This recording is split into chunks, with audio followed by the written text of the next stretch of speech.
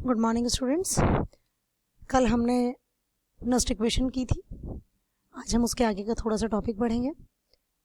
Conductor. What is a conductor?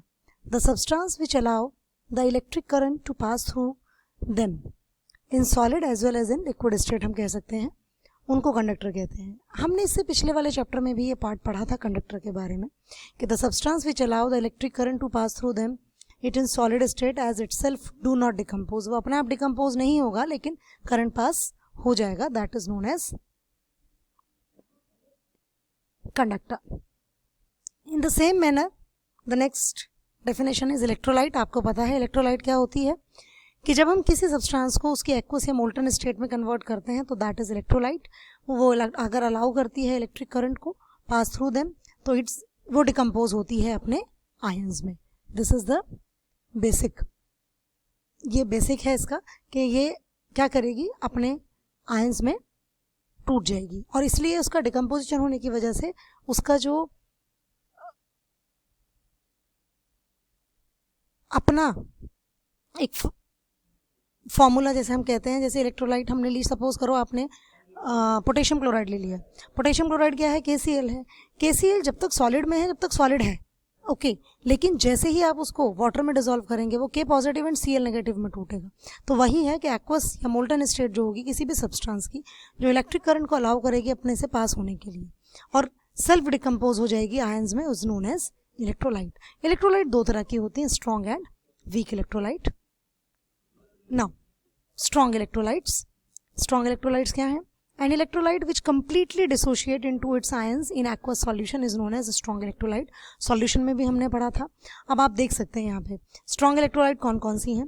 HCl, HNO3, H2SO4, ये सारे के सारे हमारे एसिड्स हैं and these are strong in nature, क्योंकि इनका 100% डिकम्पोजिशन हम मानते हैं कि वाटर में आने के बाद इनका 100% डिकम्पोजिशन हो जाता है।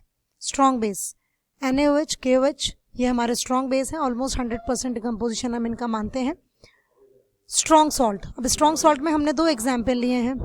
So this is strong salt, ये हमारे स्ट्रॉन्ग सॉल्ट्स हैं। तो स्ट्रॉन्ग इलेक्ट्रोलाइट वो जो कि 100% डिकम्पोज हो जाती है, हमारा मानना ये है। वैसे तो 100% डिकम्पोजिशन होती है और अगर हम इसके आगे अभी हम एक लॉ और पढ़ेंगे, खोलराउश लॉ, वो भी बताएगा हमें कि वीक इलेक्ट्रोलाइट्स में भी 100% डिकम्पोजिशन होता है लेकिन इनफाइनाइट डाइल्यूशन पे होता है। तो वो थोड़ा सा दोनों में डिफरेंस है, बाकी स्ट्रॉन्ग इलेक्ट्रोलाइट का डिकम्पोजिशन 100% होता है। The next is weak electrolyte. अब यहाँ पर ये वीक एसिड्स हैं। रिमेंबर वन थिंग, पहले भी मैं बता चुकी हूँ, जहां पर भी कार्बन की एंट्री हो गई दैट एसिड बिकम्स वीक, वो वीक हो जाता है एसिड। वीक बेसिस, ये आपको एग्जांपल्स दिए हैं वीक बेसिस के कुछ, और वीक सॉल्ट्स के भी एग्जांपल्स हैं जो कि आपको दिए गए हैं। So these are the examples of weak acids, weak base and weak salts. You can see ये वीक एसिड, वीक बेस और वीक सॉल्ट का एग्जाम्पल्स हैं। ये इसलिए इस चैप्टर में बताया जा रहा है क्योंकि अभी जब आप आगे पढ़ेंगे तो इलेक्ट्रोलाइट्स के बारे में कभी कभी ये क्वेश्चंस पूछ लिए जाते हैं, that is the reason. Now Ohm's law आप लोगों ने फिजिक्स में भी पढ़ा है, आप लोगों ने 10th क्लास में भी पढ़ा है। ओम्स लॉ क्या है कि जो रेजिस्टेंस होता है किसी भी कंडक्टर का वो डायरेक्टली प्रोपोर्शनल होता है किसके? उसकी लेंथ के, और इन्वर्सली प्रोपोर्शनल होता है उसके एरिया ऑफ क्रॉस सेक्शन के। ये हमारा ओम्स लॉ, वैसे एक्चुअली हम इसको नहीं कहते ओम्स लॉ, हम कहते हैं कि when we applied current across a conductor, जब हम एक कंडक्टर के अक्रॉस करंट अप्लाई करते हैं तो उसकी जो वोल्टेज है, वो जो वोल्टेज है उसकी, वो वोल्टेज आपका जो करंट है उसके डायरेक्टली प्रोपोर्शनल होती है। और जब हम प्रोपोर्शनलिटी का साइन हटाते हैं तो वहां पर आता है हमारा R, जिसको हम कहते हैं प्रोपोर्शनलिटी कांस्टेंट, और उसका नाम हम देते हैं रेजिस्टेंस। रेजिस्टेंस क्या है? रेजिस्टेंस मतलब जो करंट का पाथ है उसको रास्ते में क्या ऑब्स्टिकल्स आ रहे हैं, that is known as resistance. Resistance अगर हम देखें तो वो डायरेक्टली प्रोपोर्शनल होता है लेंथ के और इन्वर्सली प्रोपोर्शनल होता है एरिया ऑफ क्रॉस सेक्शन के। और जब हम ये प्रोपोर्शनलिटी साइन रिमूव करते हैं तो वी गेट स्पेसिफिक रेजिस्टेंस, जिसको हम रो से डिनोट करते हैं। रेजिस्टेंस की जो यूनिट होती है वो क्या होती है? रेजिस्टेंस की यूनिट हमारी जो होती है वो होती है रो। स्पेसिफिक रेजिस्टेंस हो गया, L मीटर में या सेंटीमीटर में ना पा, area of cross section centimetre square में हुआ। तो ये जो यहाँ पर इसमें एस यूज किया है दैट इज बेसिकली बेटा साइमंस के लिए हम एस यूज करते हैं, साइमंस हम इसकी यूनिट लेते हैं। तो ये रो की यूनिट जो है साइमन सेंटीमीटर है, तो रेजिस्टेंस की यूनिट क्या होगी, रेजिस्टेंस को हम किस में लिखेंगे, रेजिस्टेंस हमारा होगा ओम में, OHM, ओम में हम रेजिस्टेंस को लिखते हैं। इवन हम अगर बात करें स्पेसिफिक कंडक्टेंस की, specific conductance means opposite of या रेसिप्रोकल ऑफ रेजिस्टेंस, रेजिस्टेंस का reciprocal is known as specific conductance होता है। और इसकी यूनिट क्या होगी स्पेसिफिक कंडक्टेंस की, 1/ओम, क्योंकि स्पेसिफिक कंडक्टेंस मतलब है हमारा 1/R।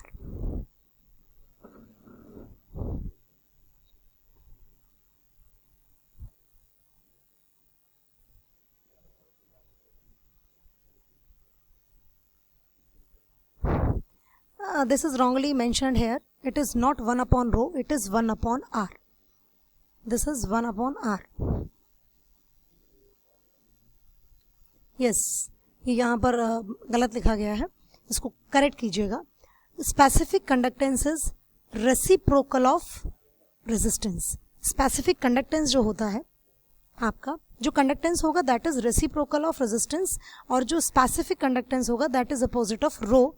तो यहाँ पर जो इस तरीके से इन्होंने लिखा है 1/रो, दिस इज अगेन इसको उल्टा कर दिया है L/R। ये 1 नहीं है, this is L। So this is used in your this chapter, इस चैप्टर में ये जो टर्म है ये यूज होगी। स्पेसिफिक रेजिस्टेंस, यहाँ पर हम कंडक्टेंस की बात भी करेंगे। कंडक्टेंस जो वर्ड है अपोजिट ऑफ रेजिस्टेंस होगा, और specific conductance is reciprocal of rho, that we called specific resistance, इसका हमने नाम दिया है। तो this is for today, thank you and have a good day.